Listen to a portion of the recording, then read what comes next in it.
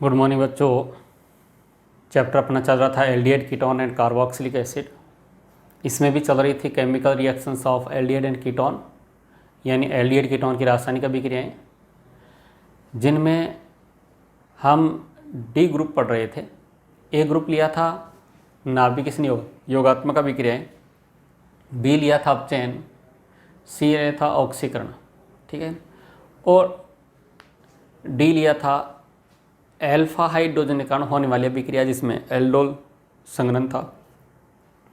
इसके बाद में ई लिया था कुछ अन्य अभिक्रियाएं, जिसमें पहली रिएक्शन थी कैनिजारो अभिक्रिया, बहुत ही इंपॉर्टेंट रिएक्शन थी, मैंने आपको समझाया भी था, ठीक है कि नहीं। इसके बाद जो है कैनिजारो के बाद अन्य अभिक्रियाओं में आती हैं इलेक्ट्रॉन स्नेही प्रतिस्थापन अभिक्रियाएं। यस, तो अब हम एरोमेटिक एल्डिहाइड कीटोन में जिसमें बेंजीन वाले के पड़ोस में आपको C डबल बॉन्ड O नज़र आएगा, उनमें रिएक्शन देखने जा रहे हैं। तो नेक्स्ट जो रिएक्शन है वो है इलेक्ट्रॉन स्नेही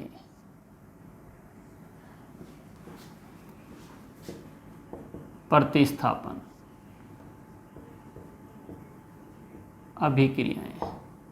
बच्चों, आपको पता होना चाहिए कि जो इलेक्ट्रॉन स्नेही प्रतिस्थापन अभिक्रिया होती हैं वो बेंजीन वलय की अभिलाक्षणिक अभिक्रिया है। क्या है वो?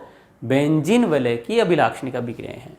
तो देखिए, जो बेंजीन वलय है, जैसे कि मैं आपको बेंजील्डिहाइड लिखकर सिखा रहा हूं,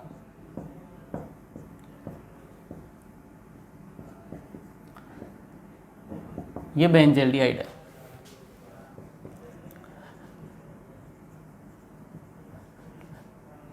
अब मैं ये पूछना चाह रहा हूं आपसे कि मान लो इलेक्ट्रॉन इसने आया, मान लो इसमें इलेक्ट्रॉन इसने आया, तो जाएगा कहां? ऑर्थो पर जुड़ेगा कि मेटा पर जुड़ेगा कि पैरा पर जुड़ेगा? कहां जुड़ेगा? इसका पता कैसे लगेगा?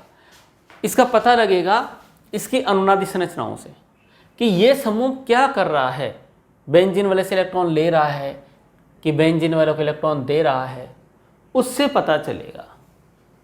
तो हम क्या कर लेते हैं, इसकी अनुनादी संरचनाएं बना लेते हैं। अनुनादी संरचनाओं के लिए मुझे पता है कि ऑक्सीजन की विद्युतीयता ज़्यादा है तो इलेक्ट्रॉन इधर जाएगा,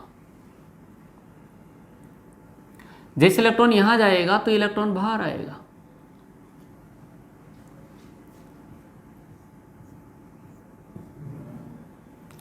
यह आ जाएगा डबल बॉन्ड, ऊपर आ गया माइनस, यह आ गया H। देखिए यहां आ गया पॉजिटिव, ये अनुनादी संरचना बनी है। इलेक्ट्रॉन जैसे ही आएगा, ये इलेक्ट्रॉन की कमी हुई तो पाई इलेक्ट्रॉन बाहर आएंगे, बेंजीन वाले से बाहर आएंगे, आ गए। अब हमें पता है कि अनुनाद में पाईबंद के इलेक्ट्रॉन धनावेश की तरफ चलते हैं। ये चला, इसके चलने से नई अनुनादी संरचना मिल गई हमारे को। देखो, इसमें डबल बॉन्ड यही था, ये माइनस यही है, इनमें कोई चेंज नहीं है। ये इलेक्ट्रॉन यहां आया तो ये क्या बन गया? डबल, ये आ गया प्लस, ये डबल हो गया। इसके बाद देखो, ये धनावेश से इसकी तरफ पाईबंद का इलेक्ट्रॉन चलेगा, फिर नई अनुनादी संरचना मिलेगी।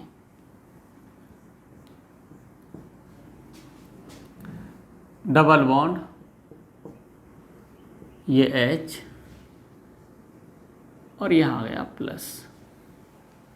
फाइनली होगा क्या कि ये इलेक्ट्रॉन यहां आएगा, तो ये इलेक्ट्रॉन यहां आएगा, इसके आने से ये बन गया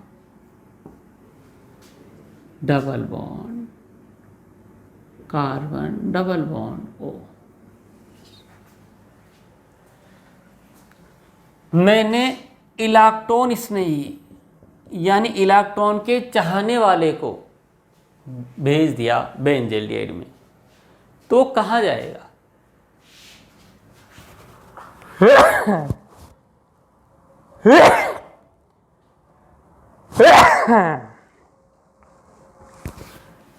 वो कहाँ जाएगा?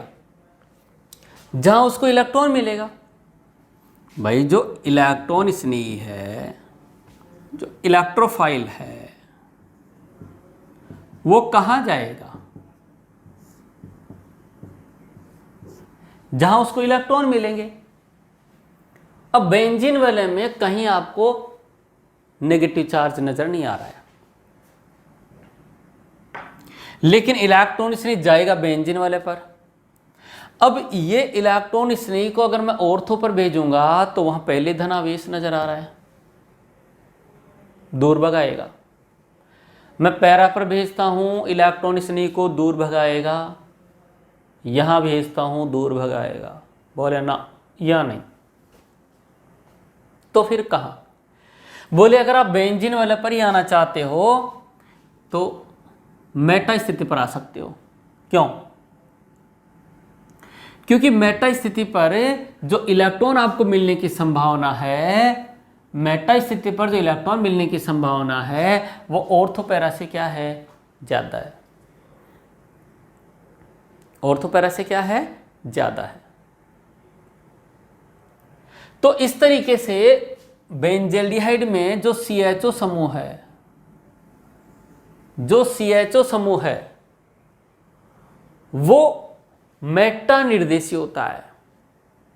क्यों? क्योंकि बेंजल्डिहाइड में अनुनाद के कारण ऑर्थो तथा पैरा स्थिति पर इलेक्ट्रॉन घनत्व घट जाता है मेटा की अपेक्षा। तो ज्यादा इलेक्ट्रॉन कहां मिलेगा? मेटा पर मिलेगा। तो मैं क्या कह सकता हूं? मैं ये कह सकता हूं कि बेंजल्डिहाइड में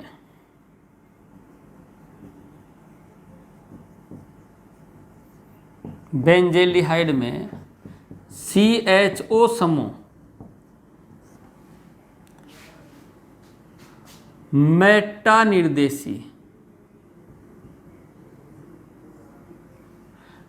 निर्देशी तथा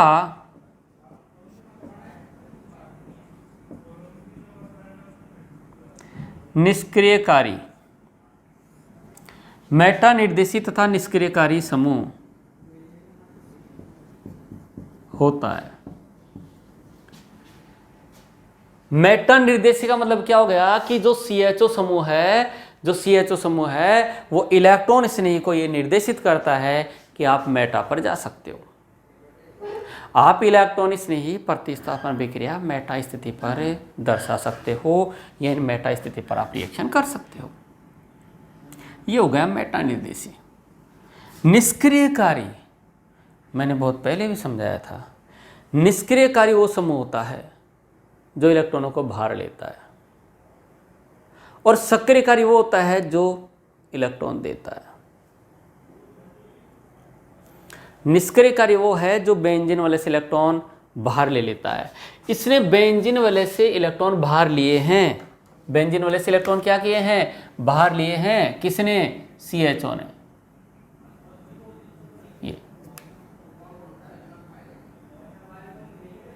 ये जो मेरे पास CHO समूह है, ये वाला, इसने इलेक्ट्रॉन बाहर ले रहा है तो कहलाता है -m समूह। कैसा है ये? -m समूह है, इलेक्ट्रॉन को बाहर लेने वाला। और जो ओवरऑल इलेक्ट्रॉन बाहर लेता है वो निष्क्रियकारी कहलाता है। ठीक है, तो अब समझने वाली बात यह है कि बेंजल्डिहाइड में CHO समूह मेटा निर्देशी तथा निष्क्रियकारी समूह होता है। यह बात बिल्कुल सही है, और इसके आगे लिख दिया क्यों। अब बन गया ये क्वेश्चन। अब क्या बन गया? ये क्वेश्चन बन गया। क्वेश्चन बन गया। तो हम क्या कहेंगे? क्योंकि क्वेश्चन से अब क्या बनाएंगे? आंसर। क्योंकि बेंजल्डिहाइड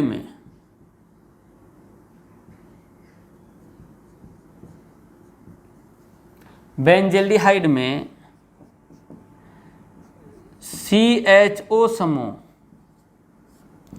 का CHO समूह का -M कैपिटल M -M प्रभाव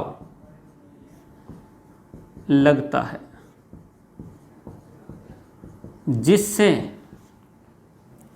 जिससे ऑर्थो तथा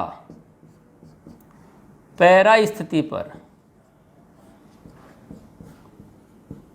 इलेक्ट्रॉन घनत्व इकाई आयतन में इलेक्ट्रॉनों की संख्या कम हो गई। ऑर्थो पैरा स्थिति पर इलेक्ट्रॉन घनत्व घट जाता है, ठीक है। और घट जाता है इसलिए क्या है वो मेटा निर्देशी। क्यों? क्योंकि ऑर्थो पैरा पर इलेक्ट्रॉन कम हो गए, अतः ऑर्थो पैरा की तुलना में मेटा पर इलेक्ट्रॉन घनत्व अधिक मिलता है। अतः ऑर्थो तथा पैरा की अपेक्षा मेटा स्थिति पर इलेक्ट्रॉन घनत्व अधिक मिलता है, जिससे CHO समूह मेटा निर्देशी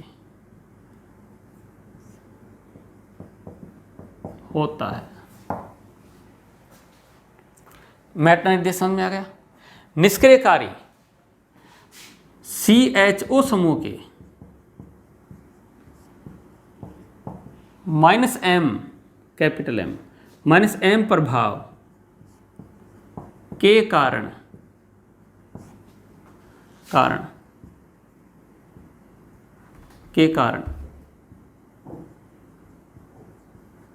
बेंजल्डिहाइड की बेंजीन वलय में इलेक्ट्रॉन घनत्व परिणामी रूप से घट जाता है। अतः यह निष्क्रियकारी, मतलब इलेक्ट्रॉन कम करता है बेंजीन वलय में, तो इलेक्ट्रॉन स्नेही का आक्रमण कम हो जाता है, इलेक्ट्रॉन स्नेही की सक्रियता बढ़ जाती है। वो कहता है मैं अटैक नहीं करूं क्योंकि इलेक्ट्रॉन ही नहीं है वहां, तो मतलब निष्क्रिय कर देता है बेंजीन वलय को इलेक्ट्रॉन स्नेही के लिए, ठीक है। -M समूह बेंजीन वलय को इलेक्ट्रॉन स्नेही के लिए निष्क्रिय कर देता है, घट जाता है। अतः यह निष्क्रियकारी समूह होता है, ठीक है। तो इस तरीके से हम इसमें यह पता लगा लिए कि अगर इलेक्ट्रॉन स्नेही आएगा तो मेटा पर आएगा, ठीक है। आगे चलते हैं।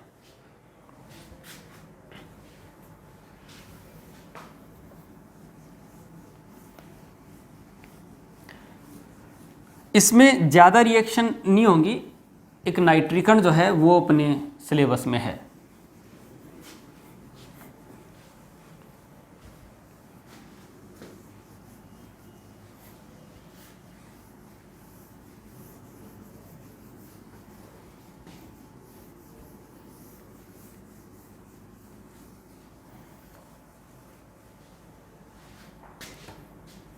देखो इस सभी क्रिया का उदाहरण देखो। यहां CHO है बेंजल्डिहाइड, यहां दे रखा है concentrate HNO3 and concentrate H2SO4, सांद्र HNO3 और सांद्र H2SO4 है। तो यहां जो इलेक्ट्रॉन स्नेही बनता है वो बनता है NO2+। इस रिएक्शन का इलेक्ट्रॉन स्नेही बनता है और इलेक्ट्रॉन स्नेही किससे बनता है? इन दोनों से। NO2 इलेक्ट्रॉन स्नेही का निर्माण इन दोनों से होता है, सांद्र HNO3 और सांद्र H2SO4 से। और कैसे होता है ये हम आपको पहले बता चुके हैं, ठीक है, अध्याय नंबर 10 में, ठीक है, 11 में बताए थे, 10 में बताए थे। तो ये इलेक्ट्रॉन स्नेही बनता है। यहाँ टेम्परेचर जो है अप्रॉक्सीमेट 273 टू 283 केल्विन भी रख लेते हैं। तो टेम्परेचर मेंशन करो तो ठीक है, नहीं तो कोई ज़्यादा दिक्कत वाली बात नहीं है। ऐसी स्थिति में ये बेंजल्डिहाइड था, इसकी मेटा पोजीशन पर इलेक्ट्रॉन स्नेही आएगा, यस, मेटा स्थिति पर आएगा। और प्रोडक्ट क्या बन गया? ये बन गया Meta nitro, Meta nitro benzaldehyde.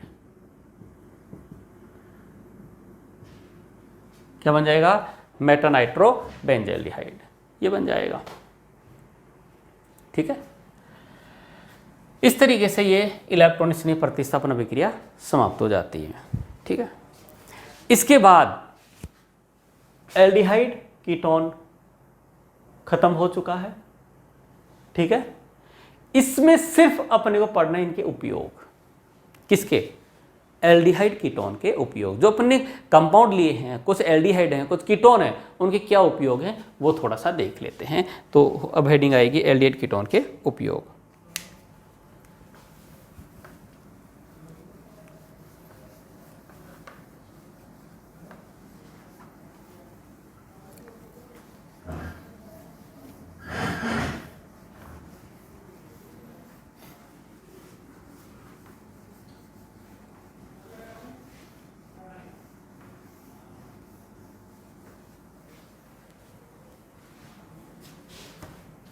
Yes, aldehyde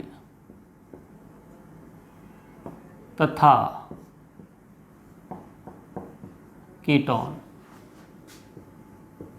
के उपयोग।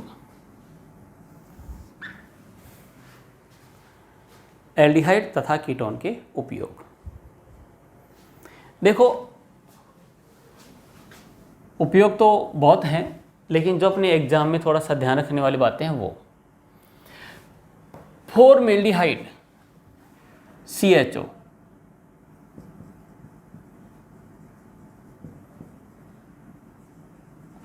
फॉर्मेल्डिहाइड, और फॉर्मेल्डिहाइड सूत्र क्या होता है? CH2, ठीक है। जब हम 4-मेल्डिहाइड को जल में घोलते हैं और जल में 40% फॉर्मेल्डिहाइड होता है, ठीक, 40% क्या होता है? फॉर्मेल्डिहाइड, यानी 40% CH2O होता है और बाकी पानी होता है। तो उस विलयन को अपन फॉर्मेलिन कहते हैं। क्या कहते हैं? फॉर्मेलिन। तो फॉर्मेल्डिहाइड का 40% जलीय विलयन, फॉर्मेल्डिहाइड का 40% जलीय विलयन फॉर्मेलिन कहलाता है। बहुत बार एग्जाम में जाते हैं कि फॉर्मेलिन क्या है। तो फॉर्मेलिन एक विलयन बन गया जिसमें 40% फॉर्मेल्डिहाइड होता है और 60% जल होता है, यानी फॉर्मेल्डिहाइड का 40% जलीय विलयन फॉर्मेलिन कहलाता है। इस विलयन का क्या करते हैं? इस विलयन को जो मृत जीव होते हैं, क्या होते हैं बच्चों? मृत जीव होते हैं, उनको परिरक्षित करने में करते हैं। जैसे आचार होता है, तो आचार को अपन बैक्टीरिया और सूक्ष्म जीवों से परिरक्षित करने के लिए उसमें तेल मिलाते हैं। तेल उसको बचाता है सड़ने से, तो तेल क्या हुआ? उसका परिरक्षक हुआ। ऐसे मान लो कोई मृत जीव है, जैसे आप कोई भी सर्प है, कोई कछुआ है, कोई केंचुआ है, कोई कॉकरोच है, ये मृत जीव है और आप इसको ऐसे रख देंगे, सड़ जाएगा, गल जाएगा, बेकार हो जाएगा। लेकिन आप ये चाहते हैं इसको लंबे समय तक रखा जाए, तो फिर आपको फॉर्मेलिन का यूज करना पड़ता है। यानी जो फॉर्मेलिन है वो मृत जीवों को परिरक्षित करने में प्रयुक्त होती है। जैसे आप डॉक्टर बन जाएंगे, आप मेडिकल कॉलेज में जाएंगे, तो वहाँ आपको एक मरा हुआ इंसान दे दिया जाएगा और साल भर में उसका डिसेक्शन करना होता है। उसको आप कैडेवर बोलते हैं। क्या बोलते हैं उसको? कैडेवर बोलते हैं। तो कैडेवर पूरे साल भर आपके सामने रहेगा। अब आप सोचो एक मरा हुआ इंसान आपके सामने पूरे साल भर रहेगा तो सड़ जाएगा, गल जाएगा। तो उसको सड़ने गलने से बचाने के लिए वीकली फॉर्मेलिन में डुबाया जाता है। समझ गए मेरी बात को? यानी फॉर्मेलिन सॉल्यूशन में उसको रखकर परिरक्षित किया जाता है। डिसेक्शन करते हैं तो बाहर निकाल लेते हैं। बात समझ में आ रही होगी? तो जो फॉर्मेलिन है इसका उपयोग मृत जीवों को परिरक्षित करने में किया जाता है। तो ये आपको ध्यान रखना है। फॉर्मेलिन कब प्राप्त हुआ? जब हमारे पास फॉर्मेल्डिहाइड था। फॉर्मेल्डिहाइड क्या एक प्रकार का एल्डिहाइड है। तो मैं क्या कह सकता हूं? फॉर्मेलिन का उपयोग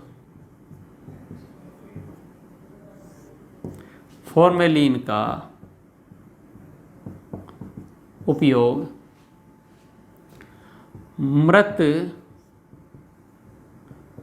जीवों को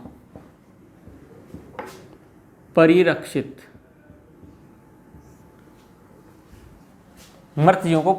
करने में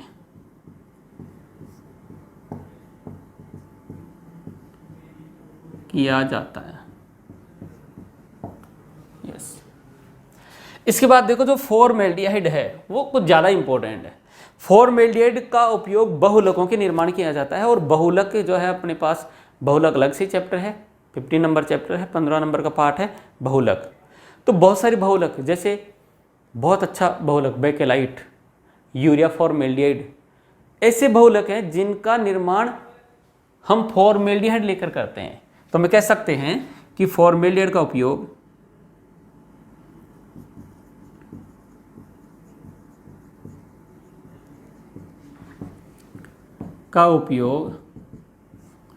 फॉर्मेल्डिहाइड का उपयोग बेकेलाइट,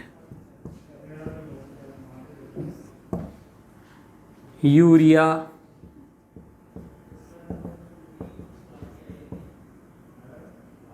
फॉर्मेल्डिहाइड, यूरिया मेलामिन, ठीक है कि नहीं, वो सॉरी मेलामिन फॉर्मेल्डिहाइड। तो कहने का मतलब ये बहुलक हैं जो बहुलक वाले चैप्टर में क्लियर होते हैं। ठीक है। तो इन बहुलकों का निर्माण करने के लिए अपने को जो एकलक इकाई है वो फॉर्मेल्डिहाइड लेनी पड़ती है। तो फॉर्मेल्डिहाइड का उपयोग बेकेलाइट, यूरिया फॉर्मेल्डिहाइड आदि बहुलकों के निर्माण में किया जाता है।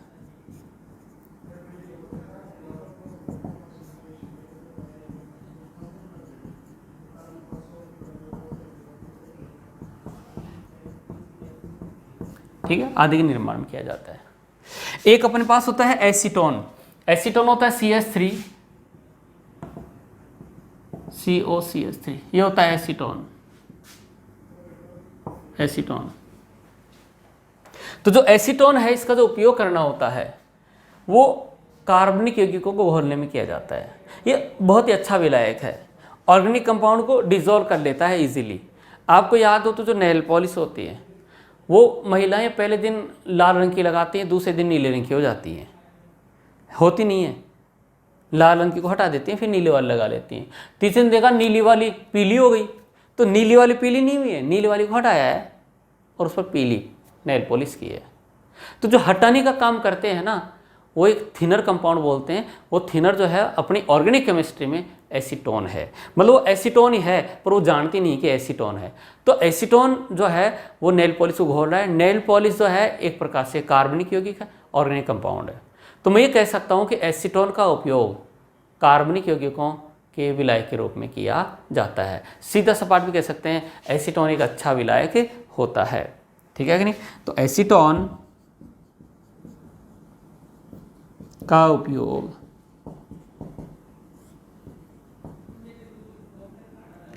कार्बनिक यौगिकों के लिए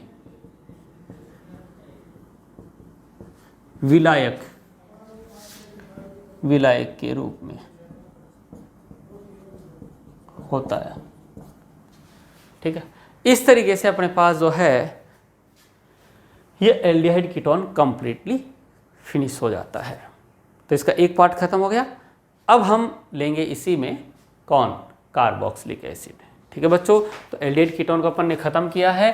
अब हम ले लेते हैं कार्बोक्सिलिक एसिड, कार्बोक्सिलिक अम्ल। ठीक है, यस।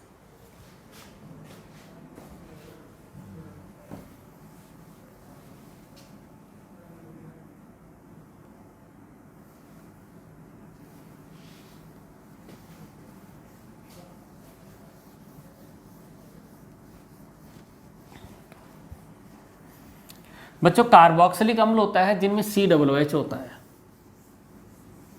COOH समूह वाले यौगिकों को कार्बोक्सिलिक अम्ल बोला जाता है।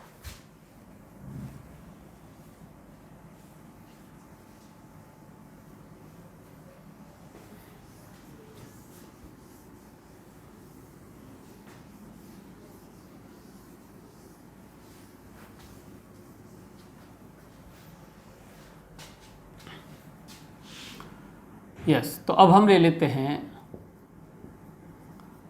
Carboxylic acid.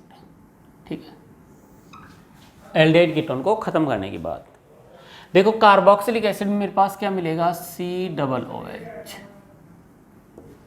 COOH वाला कौन होगा, कार्बोक्सिलिक एसिड।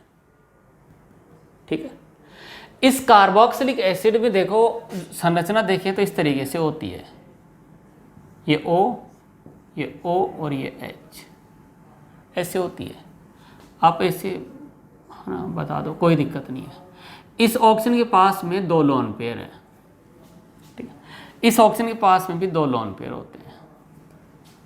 ठीक बात, यहाँ R, AR, H कुछ जो भी होगा वो इधर हो जाएगा, लेकिन ये कार्बोक्सिलिक समूह है। इस कार्बोक्सिलिक समूह में अगर मैं देखूं तो ऑक्सीजन की इलेक्ट्रोनेगेटिविटी ज़्यादा है, यानी विद्युतीनता ज़्यादा है। जिसकी विद्युतीनता ज़्यादा होती है इलेक्ट्रॉनों को अपनी ओर खींचता है। जैसे इलेक्ट्रॉन यहाँ खींचते हैं, कार्बन के पास इलेक्ट्रॉनों की कमी हो गई। इलेक्ट्रॉनों की कमी हो गई तो भाई इलेक्ट्रॉनों की कमी हो गई, इसके पास इलेक्ट्रॉनों की कमी होती है तो ये इन इलेक्ट्रॉनों को ले लेता है। यहाँ बोर्ड की एग्जाम देते हैं तो रेड पेन का यूज़ नहीं करते हैं बच्चों। ठीक है, ये ध्यान रखना कहीं आप नहीं कि सर ने तो रेड पेन यूज़ किया, हम भी बोर्ड में रेड पेन यूज़ कर लेंगे, आपके लिए अलाउड नहीं है। ठीक है, यस। तो अब देखिए नई स्ट्रक्चर क्या बन गई, नई अनुनादी संरचना हो गई। कार्बन, ये O, इस पर 3 लोन पेयर आ गए इसलिए माइनस आ गया, एक इलेक्ट्रॉन अतिरिक्त हो गया इसलिए माइनस आ गया, और यहां डबल बॉन्ड आ गया H है। इसके पास एक लोन पेयर अभी भी है, लेकिन इलेक्ट्रॉनों के जाने से इस पर क्या आ गया, positive charge.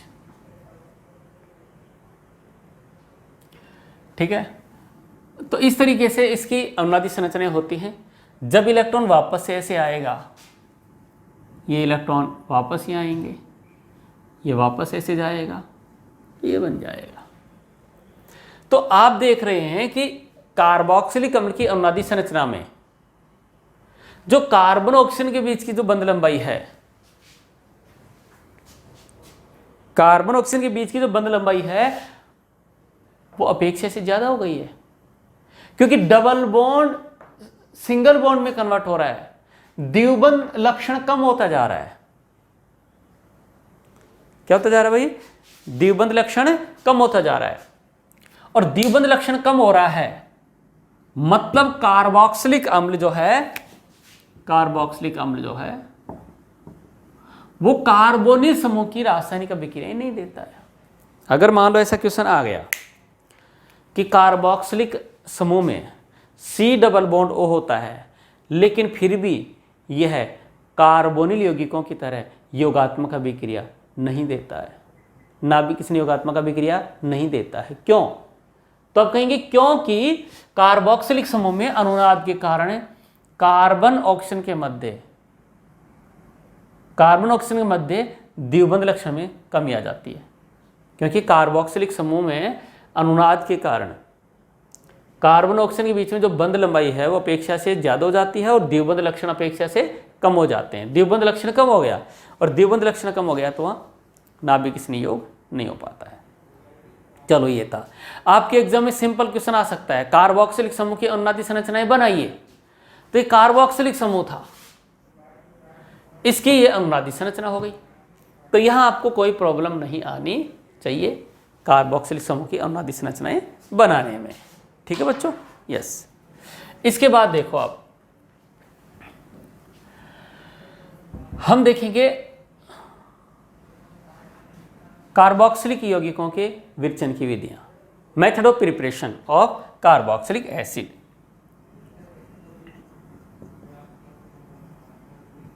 Method of preparation, method of preparation यानी विरचन की विधियां।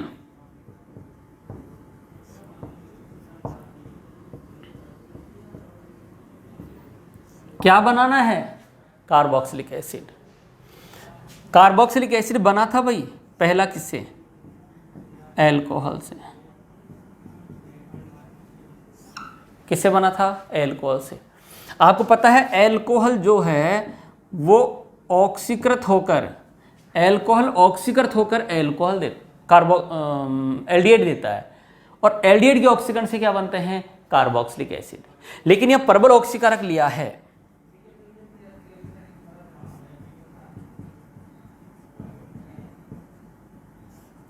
प्रबल ऑक्सीकारक। ठीक है, जैसे अम्लीय KMnO4 ले लिया, हाँ KMnO4 ले लिया, ठीक है कि नहीं, K2Cr2O7 ले लिया, ये ले लिया तो भाई ये इसको फाइनली किस में कन्वर्ट कर देगा? इसको कन्वर्ट कर देगा कार्बोक्सिलिक एसिड में। फिर एल्डिहाइड जिंदा नहीं रहेगा। यस। हाँ, दूसरा क्या है, अगर एल्डिहाइड लिया है,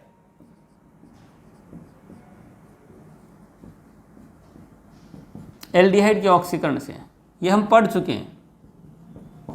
जब एल्डिहाइड का ऑक्सीकरण किया जाता है, मुझे पता है एल्कोहल ऑक्सीकृत होकर पहले क्या बनाएगा? एल्डिहाइड। और एल्डिहाइड को जो है प्रबल ऑक्सीकारक छोड़ता नहीं है, इसका ऑक्सीकरण कर देगा ऑक्सीजन देके किस में? COOH में। बात समझ में आ गई होगी। तो इस तरीके से जो है मेथड ऑफ प्रिपरेशन चल रही है किसकी? कार्बोक्सिलिक एसिड की। इसमें 3 नंबर अभिक्रिया जो आएगी वो बहुत इंपॉर्टेंट अभिक्रिया है, शानदार है, कंपटीशन में आ जाती है। ठीक है, तो कार्बोक्सिलिक अम्ल के विरचन की विधियों में 3rd नंबर रिएक्शन देखेंगे अब।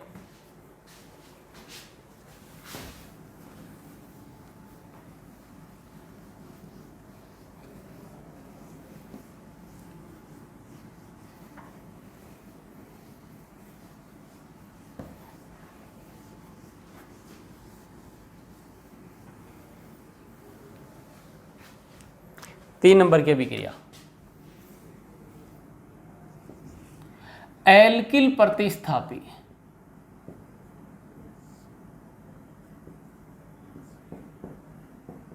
एल्किल प्रतिस्थापी, एल्किल प्रतिस्थापी बेंजीन के ऑक्सीकरण से।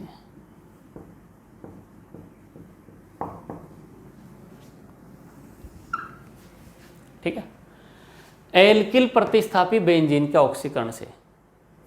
बच्चों एल्किल प्रतिस्थापी ये है, जैसे CH3, इसका नाम है टोलुइन।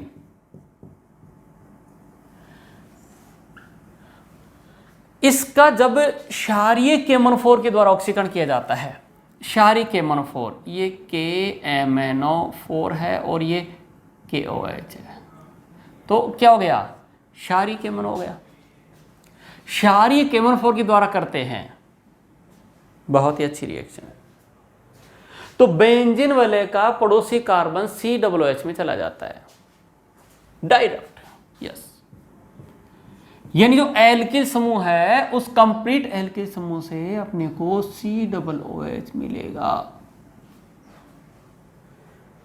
ये टोलुइन है, टोलुइन का क्षारीय केमोनोफोर द्वारा ऑक्सीकरण किया तो अपने को क्या मिल गया, बेंजोइक एसिड। इसमें एक प्रॉब्लम आती है, प्रॉब्लम यह आती है कि ये क्या है, क्षार है और ये क्या है, अम्ल है। तो जो यहाँ रिजल्ट मिलता है अपने को उसमें बेंजोइक एसिड नहीं मिलके और यहाँ क्या मिलता है, के, पोटेशियम बेंजोएट, लवण, पोटेशियम बेंजोएट।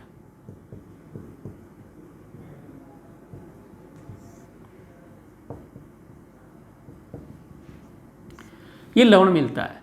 तो अपने को कार्बोक्सिलिक एसिड में कन्वर्ट करना है तो इसका एसिडिफिकेशन कर देते हैं, H+ डाल देते हैं तो यहाँ पर H आ जाएगा। आप इसको ऐसे भी लिख सकते हैं, H2O H2O H+, ठीक है, ऐसे भी लिख सकते हैं। तो यहाँ पर अपने को फाइनली क्या मिल जाएगा, COH, ठीक है। अगर मैं यहाँ लेता हूँ CH2 CH2 CH2 CH3 ऐसा लेता हूँ, यानी 2 4 5 6 7 कितने भी कार्बन है बेंजीन वाले पर, तो भैया यहाँ केमोनोफोर है, क्षारीय केमोनोफोर है, इसके द्वारा ऑक्सीकरण करते हैं। इस रिएक्शन की खास बात क्या है कि बेंजीन वाले का पड़ोसी कार्बन COOH में जाएगा, ये वाला बेंजीन वाले का पड़ोसी COOH में जाएगा जो क्षार की उपस्थिति में लवण बना के रहेगा। अब आप कहेंगे सर ये बाकी के कार्बन कहाँ गए, आपको इससे कोई लेना देना नहीं है, ये किसी को बता के नहीं गए कि कहाँ गए, ठीक है। आपको तो पड़ोसी का पता होना चाहिए कि पड़ोसी जो है वो COOH में चला गया। अब इसको अपने को क्या करना है, इसको बनाना है एसिडिक, तो अम्ल डालो, अम्ल डालोगे तो आपको क्या मिल जाएगा, COOH, हो गई रिएक्शन। तो इस तरीके से अपने पास जो है ये रिएक्शन निकल कर आती है। इस रिएक्शन की खास बात क्या है कि बेंजीन वलय के पड़ोस में कोई भी एल्किल समूह हो, ठीक है, और अगर डबल बॉन्ड है तो भी, अगर मेरे पास ये 2 डिग्री एल्किल समूह है तो भी, सुन लेना, 3 डिग्री एल्किल समूह का ऑक्सीकरण यहां नहीं होता है, 2 डिग्री का होता है। अब आप समझ गए होंगे कि बेंजीन वाले के पड़ोस में कार्बन होना चाहिए, वो 3 डिग्री नहीं होना चाहिए, लिखा हुआ है नोट्स में 3 डिग्री नहीं होना चाहिए, बाकी कोई सा है उसका ऑक्सीकरण हो जाता है, केमोनोफोर। और क्षारीय भी लिखा जा सकता है, क्षारीय केमोनोफोर या KOH लिख दिया, ठीक है। तो ये किस में जाएगा, ये जाएगा COOH, और ये भी किस में जाएगा, COOH। क्या मिला देंगे, H3O+, यहाँ क्या बन जाएगा, COOH, यहाँ क्या बन जाएगा, COOH। नाम क्या है इस अम्ल का, टरथेलिक अम्ल।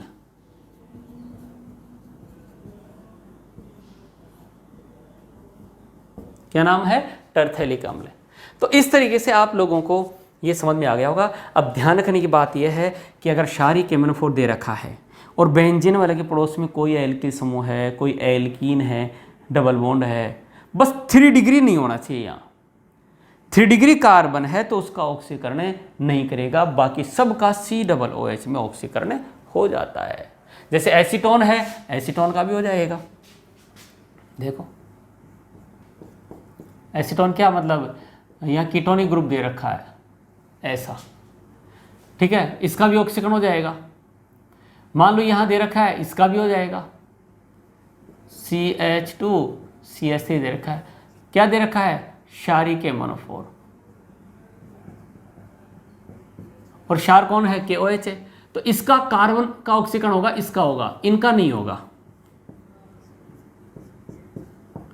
तो ये क्या बन जाएगा, COOH, यहाँ भी COOH।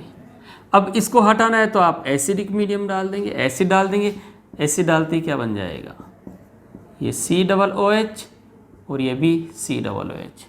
तो इस तरीके से अपने पास जो है ये क्या निकल कर आया बच्चों, कार्बोक्सिलिक अम्ल के विरचन की विधियाँ। और ये रिएक्शन बहुत ही इंपॉर्टेंट रिएक्शन है, कंपटीशन में भी आ जाती है, अच्छी रिएक्शन है। एल्किल प्रतिस्थापी बेंजीन के ऑक्सीकरण से, आपको कुछ ज़्यादा दिमाग नहीं लगाना है। बेंजीन वाले के पड़ोस में जो भी कार्बन दिखाई दे उसको क्षारीय MnO4 COO में बदल देता है और फिर एसिडिक मीडियम में वो COOH में बदल जाता है।